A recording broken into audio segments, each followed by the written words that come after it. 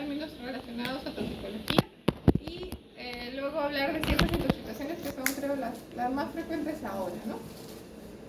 Y recordar un poco el manejo también general para intoxicaciones. Espero que no les pase eso. Y bueno, ¿de dónde viene la toxicología o el término tóxicos, no?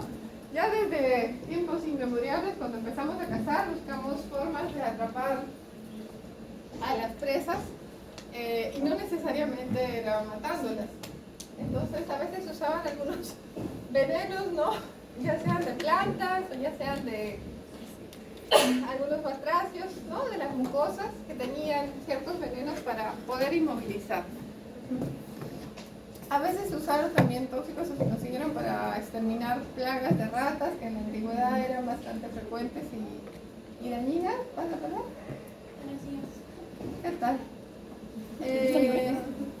A veces y todavía hay algunas sustancias que son euforizantes. Por ejemplo, ahora ya tampoco es tan raro, aunque tampoco es tan frecuente, felizmente, ver gatos o perros, sobre todo, intoxicados con marihuana, ¿no?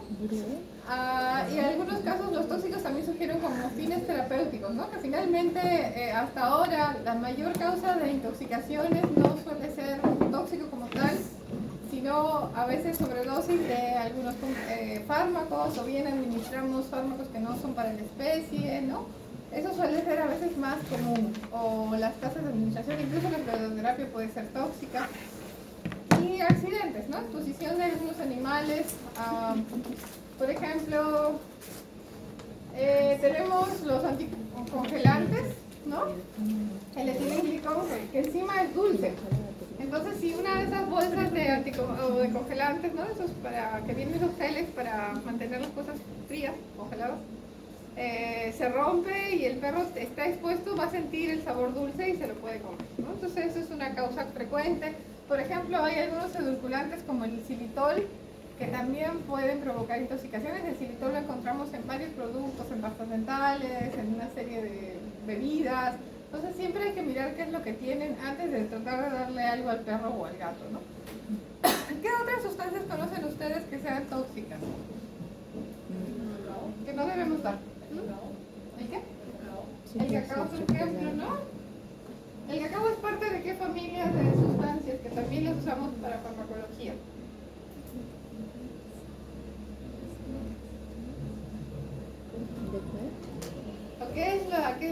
¿Qué parte del cacao es la que provoca la toxicidad en los animales? ¿Se acuerdan qué tenía el té, qué tenía el café, qué tenía el cacao?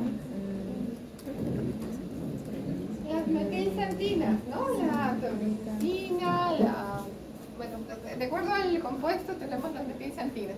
Y es la metilxantina la que es tóxica. ¿Qué tipo de toxicidad producía? Principalmente, o qué era, cómo se manifestaba, qué signo podíamos ver en el animal. Que vino en el pasito, no sé si en su pasito, pero en un pasito. Tóxico, ¿no? La primaria que vemos cuando hay intoxicación metilxantina es taquicardia, bueno, además de otros también a nivel del sistema nervioso central, ¿no? Porque también es estimulante y otros signos que podemos ver, ¿no? Entonces, cuando hablamos de toxicología vamos a querer caracterizarla con diferentes parámetros. Uno de esos parámetros es la dosis letal media, que es tal vez el más antiguo, ya no se usa tanto porque ya no es que hagamos muchos experimentos con los animales para ver cuándo se va a morir el 50%, ¿no? Y esa es la dosis letal media, la que va a matar el 50% de los animales. Todavía se hace con rotas y ratoncitos, pero ya no con otras especies por lo general. Y vamos a tener que se va a expresar por miligramos por kilogramo. Entonces, esta es una lista un poco al azar de algunas sustancias. Una de las sustancias más tóxicas que existe es la toxina botulínica, ¿no? Que tenemos que 0.00001 miligramo por kilogramo puede llegar a matar a la mitad de los individuos expuestos. Tenemos la dioxina, ¿no? Que es parte de los digitálicos también, o es algún compuesto relacionado a los digitálicos que también puede ser muy tóxica. Otras toxinas que encontramos, la nicotina, incluso 1 miligramo por kilogramo podría llegar a ser tóxica. Aquí habría que especificar la especie, ¿no? Pero por tener un dato general, la estrimina a partir de 2 miligramos por kilogramo también ya puede ser tóxica. ¿Dónde está la ¿No? Ya la vi, Y son otras más. fotos El fenobarbital también tiene una toxicidad más regular, ¿no? 150 miligramos por kilogramo puede ser tóxica, el sulfato de morfina. El cloruro de sodio, ¿no? Tiene dosis mayores, pero también puede ser tóxico, por eso es que no se recomienda la sal o en sí la fluoroterapia sin que esté correctamente indicada tampoco. El alcohol etílico como tal, ¿no? También. Entonces tenemos varias sustancias. Ahora, a mayor dosis letal media, ¿el compuesto es más o menos tóxico? Menos tóxico porque necesitan más del fármaco para que genere letalidad, mortalidad. Claro. Mientras más dosis media necesito para matar a la mitad de los individuos, entonces es menos tóxico el compuesto, ¿no?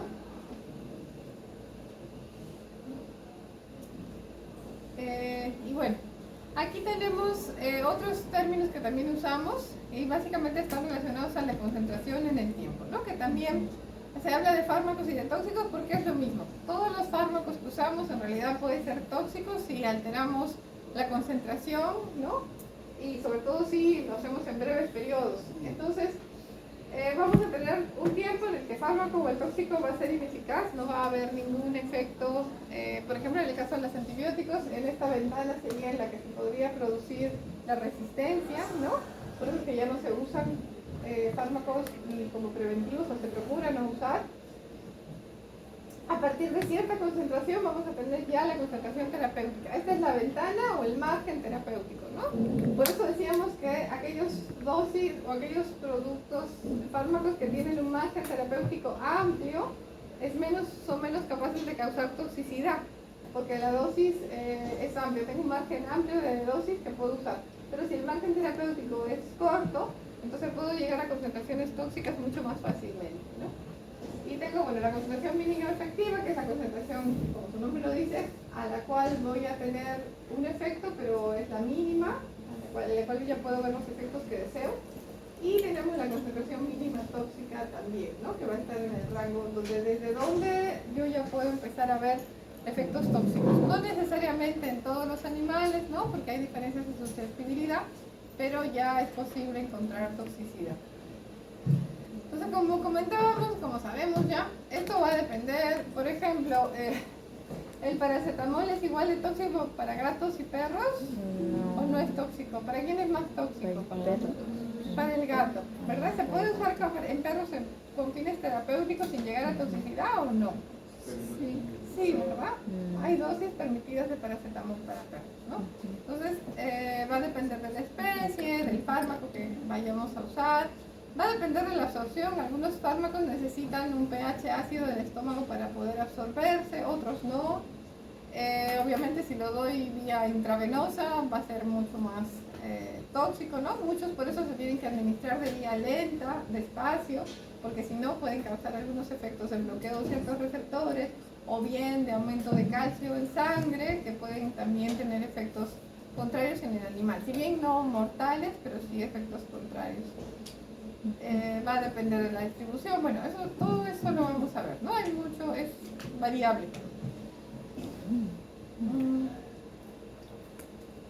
Y cuando hablamos de la toxicología, igual, tenemos diferentes tipos de toxicología. Tenemos aquella que es analítica, que se va a centrar en analizar los tóxicos, en cómo hacer los diagnósticos, identificar aquellas sustancias que pueden ser tóxicas. Para eso ahora no tanto en Perú, pero hay espectrometría de masas, ¿no? Diferentes formas de poder identificar los compuestos. Tenemos la toxicología experimental, en la cual vamos a querer justo encontrar ciertos parámetros en qué momento la intoxicación puede ser de tipo aguda o crónica, o cuándo llego a la DL50, si es mutagénica, carcinogénica, teratogénica, en fin, todo la caracterización de ese tóxico. Ambiental, que también la tenemos ahora, ¿no? Sobre todo en la legislación está más vigente, porque a veces no siempre se cumple, pero las normas de Perú en temas de toxicología ambiental son bastante completas. De eso estén seguros, las normas son completas. El problema es que no siempre se aplican las penalidades, las penalizaciones.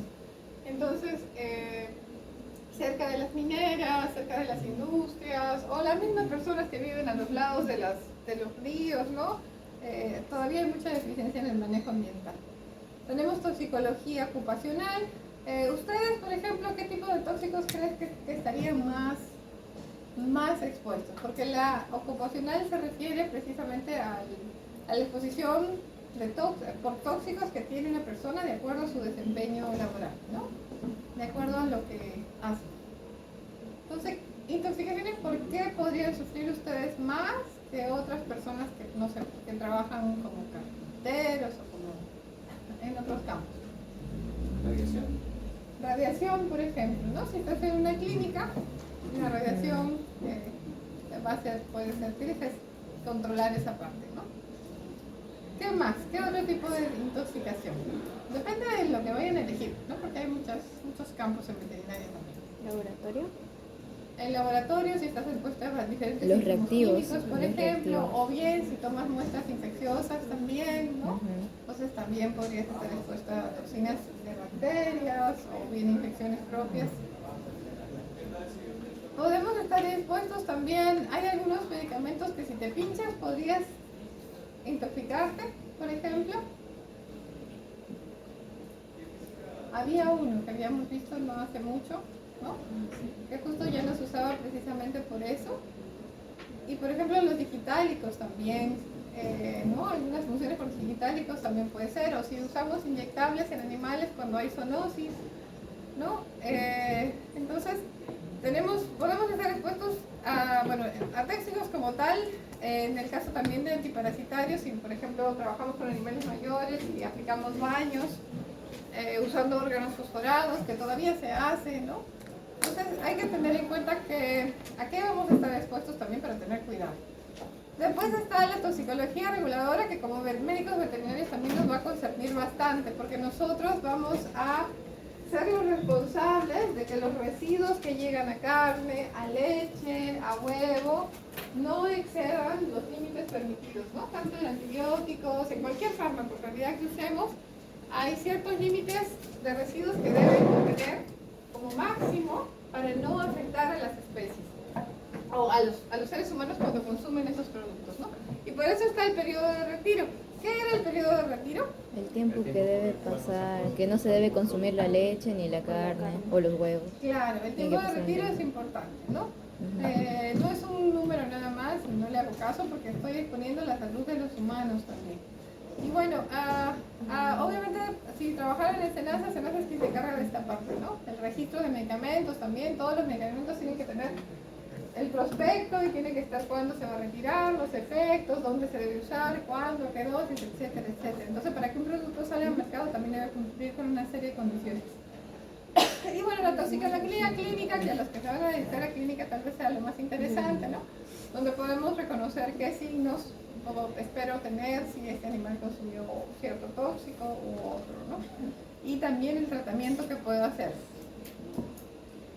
Y si hablamos ya, del término, ¿no? Toxicón viene de un griego, el griego toxicón, toxicología, y es algo propio para la flecha, o sea, porque así fue como empezó, ¿verdad? Cuando éramos cazadores y recolectores, nuestro interés era poder inmovilizar a las presas, porque una flecha no siempre era suficiente, ¿no? El animal podía seguir corriendo con una flecha incrustada, dependiendo de donde le haya caído. Pero si teníamos un tóxico, algo que lo inmovilizara, entonces teníamos más chances de comer ese día. Entonces, toxicología es eso. Vamos a ver los efectos, va a estudiar los efectos adversos de los agentes. Pueden ser físicos o pueden ser químicos también, o sea, no solamente químicos. Y va a estudiar los mecanismos de producción de tales alteraciones, ¿no? Cómo es que se dan, así como la farmacología, la toxicología se encarga en el caso de los fármacos, de los tóxicos, y cómo puedo también contrarrestar estos efectos tóxicos, ya sean antídotos, que vamos a ver que hay diferentes tipos de antídotos, y cómo los detectamos e identificamos, ¿no? Uno de los primeros tóxicos que se usaron justo para la caza fue el curare, por ejemplo, ¿no? Pero hay otros, por ejemplo, la digitalis purpurea que venía en una planta, la toxina botulínica también fue una de las que se ha usado históricamente para cazar animales. Y bueno, tóxico, ya vimos que era lo que significaba flecha o algo para la flecha. Y va a ser, ya lo dijimos, ¿no? Sustancia físico-química que puede causar algún efecto nocivo en un ser vivo, alterando también los equilibrios vitales, ¿no? Veneno suele ser algo que se usa intencionalmente, ¿no? Puede ser que un tóxico sea veneno, pero muchas veces los fármacos que usamos van a resultar siendo tóxicos, pero no era la intención que fueran un veneno, ¿no? Entonces veneno es más algo que se usa intencionalmente para matar. Tóxico puede ser muchas cosas. Ahora, bajo esa definición, ¿qué otras sustancias que están en el cuerpo normalmente podrían ser tóxicos también? El amonio, la urea, por ejemplo, ¿no? Porque puede causar hepatotoxicidad o toxicidad nerviosa, ¿no? Cuando ciertos iones, ¿cuáles iones? Potasio, ¿no? ¿Cuál otro? El calcio, bastante frecuente. ¿Qué tipo de ya lo dije. ¿Qué tipo de toxicidad presidiría el calcio? Cardiotóxica, Es cardiotóxico, ¿no? Entre otras, porque también se va a acumular, etcétera, etcétera. Pero ya vamos sabiendo que hay varias cosas que pueden ser tóxicas y no necesariamente vienen de afuera, pueden causarse también por un desbalance del cuerpo. Entonces, bajo esa mirada, dentro de los tóxicos vamos a tener el término de xenobióticos, que no necesariamente todos los xenobióticos son tóxicos. Xenobiótico simplemente va a significar que es algo que viene de afuera del cuerpo, ¿no? Pero entonces los tóxicos internos, como el amoníaco, la urea, la misma glucosa en cantidades grandes, no es un xenobiótico porque no son externos. No es algo que, bueno, sea porque yo le metí una solución saturada de azúcar, bueno, en ese caso sí es un xenobiótico, es algo que viene de afuera, ¿no? Entonces va a agrupar a varios compuestos tóxicos, contaminantes, fármacos que vienen de afuera. Y tipos de toxinas también vamos a encontrar un montón de toxinas. Fitotoxinas, fito viene de plantas, ¿no? Mitotoxinas, ¿de qué sería? Hongos, bufotoxinas. Sigue va atrás, ¿no? Las que vienen por lo general de las mucosas, de secreciones de la piel. ¿Y cuál sería la diferencia de endotoxinas y exotoxinas? ¿O sería lo mismo? Producción endógena y producción exógena, endotoxinas, ¿Sí? más o menos, ¿no? Endo que se producen dentro y exo, no sé. ¿Y de quién serían? ¿De cualquier ser vivo? ¿Solo de bacterias? ¿Qué? Por la imagen ahí están las bacterias ahí. Más o menos, sí. Bueno, las endotoxinas son estructurales, por lo general. Entonces, por ejemplo, las endotoxinas por excelencia vienen a ser los lipopolisacáridos en el caso de las bacterias Gram negativas. De las bacterias gram negativas, ¿no? Entonces, y las exotoxinas son esas toxinas que el organismo genera a propósito para intoxicar, como la toxicidad de Clostridium, bueno, Salmonella también, E. coli también pueden producir algunos tipos de toxinas, ¿no? Entonces sí son propias de bacterias ambas esas dos, endo y exo. En el caso de hongos también podríamos encontrar, pero básicamente suelen usarse más que nada para bacterias, endotoxinas y exotoxinas. Por ejemplo, las micotoxinas serían un tipo de exotoxinas por parte de los hongos, ¿o no? En el caso de las micotoxinas son más estructurales, por ejemplo. Sí, pero no, cuando hablas de hongos hablas de micotoxinas como tal. ¿Sí? Eso O sea, no, endo y exo se suele reservar más para bacterias. A bacterias. Ah, ya. Eso. Y bueno, cuando hablamos de toxicología, lo que más nos va a importar a nosotros es el antídoto, ¿no? Entonces también vamos a encontrar diferentes tipos de antídotos. Tenemos aquellos que van a actuar quelando, por ejemplo, ¿no? Que van a ser de tipo químico, porque van a actuar interactuando de forma química con el compuesto, ¿sí? Directamente.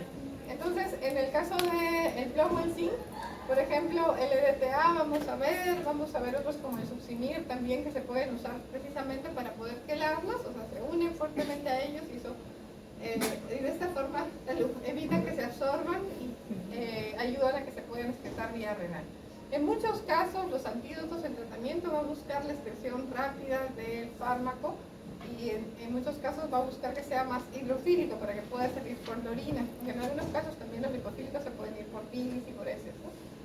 En el caso de las toxinas, por ejemplo, estas son todas especies de serpientes, ¿no? El butros, Rhachesis, Crotalus, suelen usarse anticuerpos específicamente creados para neutralizar las toxinas.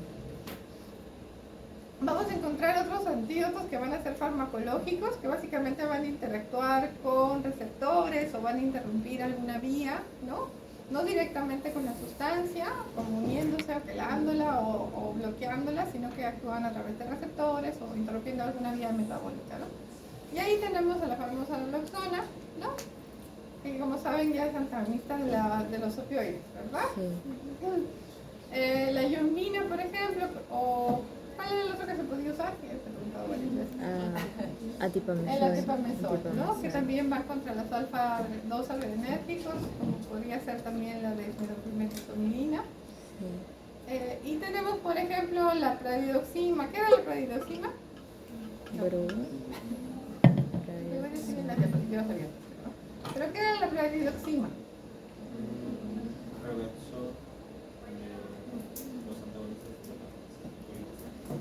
Un reactivador de la acetilcolinesterasa.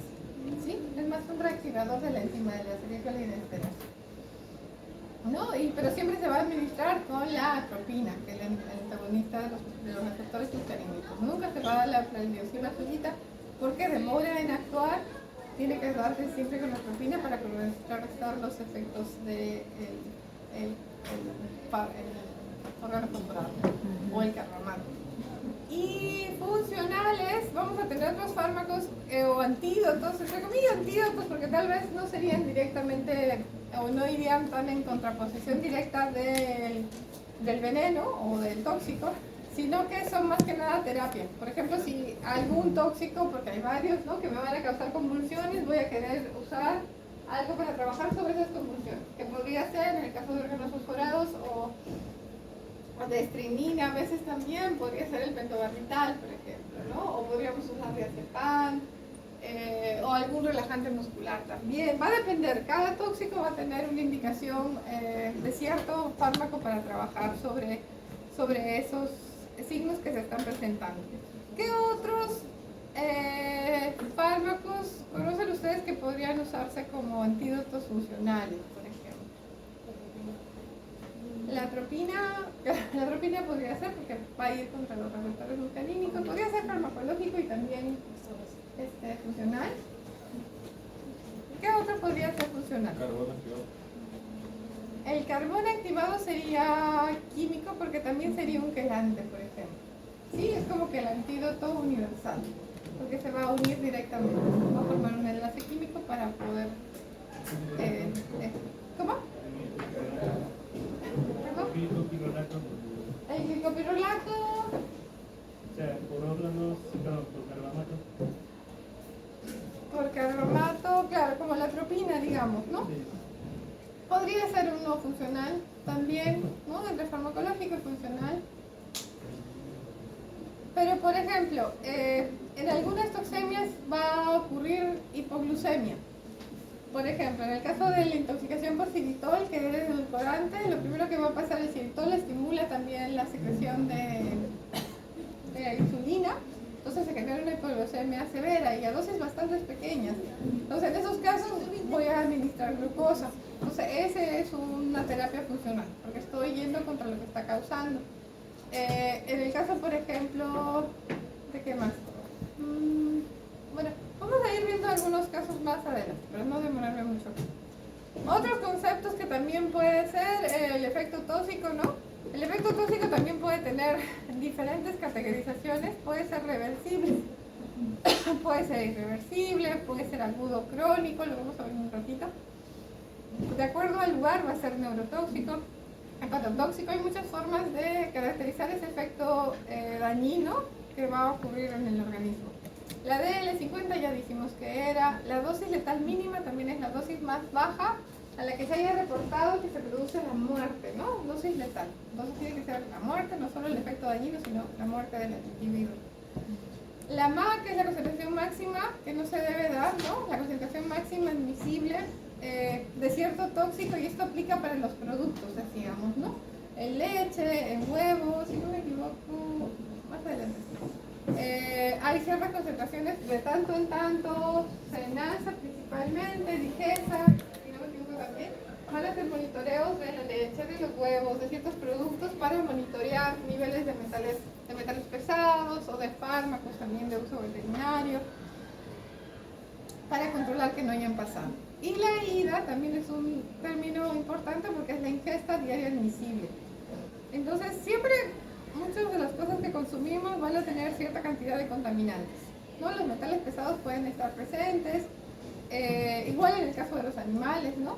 Entonces, es necesario ver cuánto es lo máximo que puede consumir en miligramos por kilogramos de peso corporal en un día un animal de cierta cantidad, ¿no? De cierto compuesto, para que teniendo también la concentración máxima y la ida y la cantidad del tóxico pueda yo decidir si estoy haciendo un manejo de los suministros alimenticios sobre todo que son correctos, ¿no? Si estoy dando los tóxicos, o mejor dicho, los fármacos en las cantidades correctas, en fin. Ahora, si empezamos a hablar un poquito de la farmacocinética, o de la toxicocinética en este caso, por ejemplo, que estamos hablando de toxicología. Esta sería un poco la vía que va a seguir de forma general, ¿no? Porque hay diferencias. Un tóxico cuando se va a administrar, o la vía de ingreso va a ser la vía oral. Entonces tenemos el estómago, va a llegar a la vía oral, llega al estómago, ¿no? Y aquí van a haber muchos factores que van a influenciar cuánto de ese tóxico se absorbió o cuánto no se absorbió. Por ejemplo, si el animal tiene el estómago vacío, tengo más, o se ha comido, ¿cuándo tendría más chance de que absorba más cantidad de tóxicos? Cuando está vacío. Cuando está vacío, ¿verdad? Si el animal viene y me dice que comió, que acaba de comer, entonces voy a tener un cierto tiempo mayor, además que va a estar más disuelto para poder actuar. Pero en cambio, si el estómago está vacío, es lo primero que absorción y la absorción va a estar rapidísima y la distribución también. Si también pasa que muchos tóxicos, sobre todo los rodenticidas, son también lipofílicos, ¿no? Entonces, si el animal por ahí comió un alimento alto en grasa, entonces voy a tener que la absorción también va a ser más rápida. El pH, como hemos visto también, en el caso de los órganos fosforados, no, estoy confundida, no. Por ejemplo, en el caso de los azoles, ¿cuáles eran los azoles? Este descanso. ¿Qué eran los azoles? A ver, Sí, busquen creo. si no se acuerdan. Ya no me acuerdo.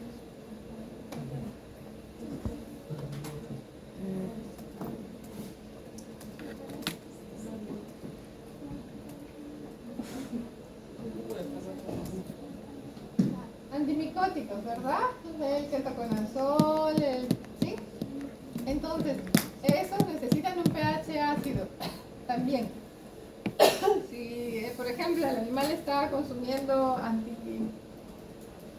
antiácidos, ¿no? Bueno, me pasó ranitidina, entonces voy a tener que el tiempo de absorción de ese fármaco, ketoconazol, que puede ser tóxico también, va a ser más lento, ¿no? La biodisponibilidad. Entonces, en fin, es importante tener en cuenta todas estas consideraciones cuando tenemos una intoxicación oral. En el intestino básicamente va a haber una absorción, ya si pasa de estómago a intestino se va a absorber. A nivel de sangre tengo que ver también, porque va a haber fármacos que se van a unir mucho más en la... ¿Con los azoles? Que los azoles, o el ketoconazol sobre todo, pero el boticonazol, el ketoconazol, necesitan pH ácido cuando se dan vía oral para tener una mejor biodisponibilidad, ¿sí? Si no tienen el pH ácido se va a demorar la absorción corporal o la biodisponibilidad del fármaco. Y como estos pueden ser tóxicos, entonces si hay antiácidos de por medio, la absorción va a ser menor. Entonces, en sangre lo que tengo que ver en el caso del tóxico es en qué magnitud se une a las proteínas, ¿no? Porque hemos visto también en otros fármacos que la proteína es de alguna forma inactiva, ¿no? O funciona como una fuente de liberación. Y en ese momento el fármaco unido a proteínas no suele ser tóxico, si hablamos de la toxicología, porque no va a ejercer el efecto. Pero si se une muchas proteínas, también puede que se libere lentamente y tengamos efectos a largo plazo o acumulativos. es el porcentaje libre el que va a poder atravesar membranas, el que va a poder causar los efectos, el que va a poder ser metabolizado. Ahora, cada tóxico también va a tener ciertos órganos blancos, ¿no? La mayoría de los que causan oxidación van a actuar sobre glóbulos rojos, dependiendo del mecanismo, o van a ser más hepáticos, suelen ser los órganos principales, riñón, hígado, sistema nervioso muchas veces también, ¿no? Dependiendo del tóxico. El efecto también, muchas veces es un efecto funcional y el tóxico sale del torrente, el animal logra reponerse y no hay problema. Pero a veces tenemos cambios estructurales severos, ¿no? Porque algunos pueden llegar a dañar 70-80% dependiendo de la dosis. Y en esos casos, si se daña el hígado, ya hasta más de